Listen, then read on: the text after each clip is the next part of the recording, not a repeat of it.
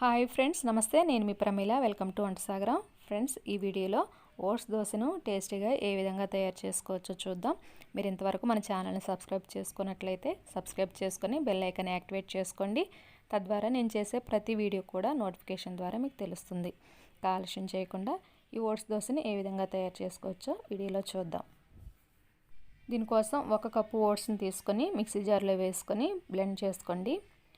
ఇవి పచ్చివే తీసుకున్నాను, వేపుకోలేదు. వేపుకోకపోయినా పర్లేదన్నమాట. ఈ విధంగా బ్లెండ్ చేసుకున్న తర్వాత దీన్ని ఒక బౌల్లోకి ట్రాన్స్ఫర్ చేసుకుందాం. ఇప్పుడు దీనిలోకి 1 టేబుల్ స్పూన్ వరిపిండిని యాడ్ చేసుకోండి. వరిపిండి యాడ్ చేసుకోవడం వల్ల క్రిస్పీనెస్ అనేది వస్తుందన్నమాట. దీనిలోకి తగినంత సాల్ట్ని, అలాగే చిటికెడు వంట సోడాని కూడా యాడ్ చేసుకోండి. 1/2 టీ స్పూన్ అల్లం తరుగు, కొద్దిగా జీలకర్ర, అలాగే 1 చెంచా నిమ్మరసాన్ని కూడా యాడ్ చేసుకోండి. నిమ్మరసానికి బదులుగా 1 టేబుల్ స్పూన్ పెరుగునైనా యాడ్ చేసుకొని కలుపుకోవచ్చు అనమాట. ఇలా యాడ్ చేసుకున్న తర్వాత కొద్దిగా వాటర్ యాడ్ చేసుకుంటూ విస్కర్తో దీన్ని బాగా కలుపుకోండి. చేత్తో కంటే కూడా విస్కర్తో మంచిగా కలుస్తుంది. ఈ విధంగా కలుపుకున్న తర్వాత మూత పెట్టుకొని 10 నిమిషాల పాటు రెస్ట్ ఇవ్వండి. పిండి నానుతుంది. 10 నిమిషాల తర్వాత బ్యాటర్ని ఒకసారి కలుపుకోండి. ఈ పిండి అనేది నానిన తర్వాత కొంచెం చిక్కబడుతుందండి. అప్పుడు మరలా కొద్దిగా వాటర్ యాడ్ చేసుకొని మనం దోశలు పోసుకునే కన్సిస్టెన్సీ వచ్చే వరకు చూసుకోండి. ఇక్కడ నేను కొద్దిగా వాటర్ యాడ్ చేస్తున్నాను. కలుపుకున్న తర్వాత ఇప్పుడు మనం దోశలు వేసుకుందాం.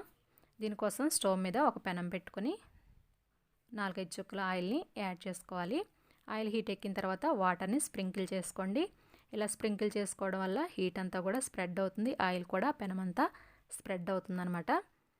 ఇప్పుడు దోశ బ్యాటర్ని కలుపుకొని ఒక గరిటె దోశ బ్యాటర్ని తీసుకొని పెనం మీద యాడ్ చేసి ఇలా స్ప్రెడ్ చేసుకోండి.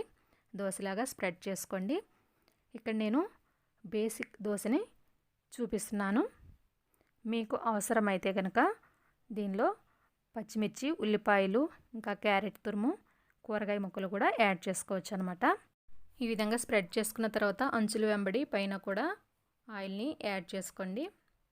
లో ఫ్లేమ్లో ఈ దోశని కాల్చుకోవాలి. ఇది కాలిన తర్వాత రెండో వైపు కూడా తిప్పుకొని 2 వైపులా కాలిన తర్వాత ఒక ప్లేట్లోకి ట్రాన్స్ఫర్ చేసుకోండి. మిగిలిన పిండితో ఇదే విధంగా దోశల్ని కాల్చుకోండి. అంతేనండి, ఎంతో రుచికరమైన ఓట్స్ దోశ రెడీ అయిపోయింది. ఈ దోశల్ని రోజు మనం తినే పల్లీ చట్నీ కానీ, కొబ్బరి చట్నీ కానీ, ఏ చట్నీతోనైనా తీసుకోవచ్చు అనమాట. చాలా టేస్టీగా ఉంటుంది. మీరు కూడా ఒకసారి ట్రై చేసి ఎలా ఉందో కామెంట్ సెక్షన్లో కామెంట్ చేయండి. నచ్చితే కంపల్సరీ లైక్ చేసి మీ ఫ్రెండ్స్ కూడా షేర్ చేయండి. ఇటువంటి మరిన్ని టేస్టీ రెసిపీస్ కోసం మన ఛానల్ని సబ్స్క్రైబ్ చేసుకోవడం మాత్రం అసలు మర్చిపోకండి. Thanks for watching.